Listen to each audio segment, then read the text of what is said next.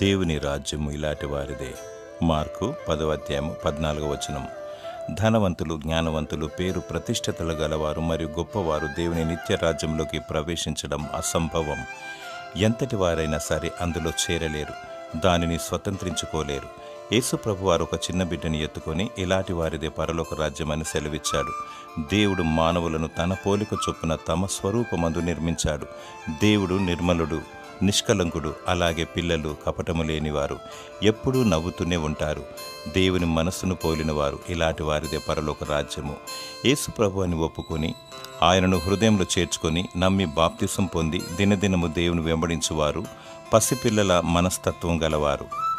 మారు మనసును పొంది స్తుతి ఆరాధనతో వాక్యాన్ని ధ్యానిస్తూ ప్రార్థిస్తూ అంతము వరకు దేవుని వెంబడించు. దేవుడు నిన్ను కరుణించి తన నిత్య రాజ్యమును నీకు దయచేయునుగాక. ఆమేన్.